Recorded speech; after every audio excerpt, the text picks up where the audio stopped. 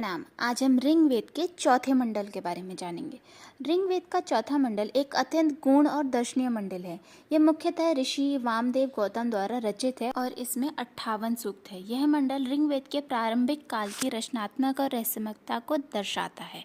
इसमें अग्नि, इंद्र, मरुत, अश्विनी कुमार, वायु और रात्रि जैसे देवताओं की स्तुति की गई है। सूक्त 1 से 7 में अग्नि स्तुति के बारे में बताया गया है, जिसका अर्थ है कि अग्नि को यज्ञों का आह्वान करता, देवताओं का संदेशवाहक और पवित्रता का प्रतीक बताया गया है। इससे हमें सीख मिलती है कि अग्नि के समान जीवन में ऊर्जावान, प्रकाशमान और पवित्र बने। सूक्त 8 से 20, 30 से 41 और 43 से 56 के बीच में इंद्र स्तुति बताई गई है, जिसमें इंद्र के पराक्रम, वज्र प्रयोग और दानवी वृत्त के संहार की अनेक कथाएं हैं, जिससे हमें सीख मिलती है कि संघर्षों से डरना नहीं चाहिए।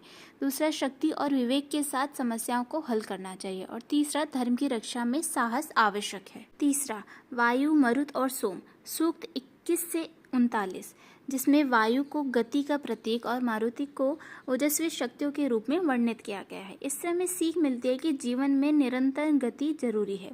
और दूसरा, सामूहिक प्रयास में सफलता मिलती है। चौथा, अश्विनी कुमार। सूक्त 62, 67 और 68 में अश्विनी कुमार और रात्रि देवी के बारे में बताया गया है, जिसका अर्थ है कि अश्विनी कुमार से स्वास्थ्य और रक्षा की कामना और रात्रि को शांति की देवी माना गया है। इससे हमें सीख मिलती है कि रात अंधकार नहीं, विश्राम और चिंतन का समय है। दूसरा, जीवन में संतुलन आवश्यक है, दिन जैसा कर्म, रात जैसा आराम। पांचवा, अति गुण दर्शन। सूक्त 49 से लेकर 58, जिसमें ऋषि वामदेव का अनुभूति विज्ञान के बारे में बताया है, जिसका अर्थ है कि इन सूक्तों में आत्मा, पुनर्जन्म, स्मृति, योग, ब्रह्मा से संबंध जैसे विचारों की झलक मिलती है। इससे हमें सीख मिलती है कि मैं कौन हूँ जैसा प्रश्न पर चिंतन करने की। दूसरा, आत्मा के शुद्धिकरण की और यात्रा। तीसरा, ब्रह्म ज्ञान से मोक्ष की ओर उन्मुखता। इस मंडल से हमें सीख मिलती है अग्नि के समान पवित्रता, समर्पण और यज्ञ का महत्व। दूसरा, इंद्र, वीरता, शक्ति और सदुपयोग और धर्म की रक्षा। तीसरा, मरुत, एकता, समूह शक्ति, ऊर्जा का प्रयोग। चौथा, वायु, प्रयास, गति, जीवन में प्राण का महत्व। पांचवा, अश्विनी, सेवा, चिकित्सा, आरोग्य का संदेश।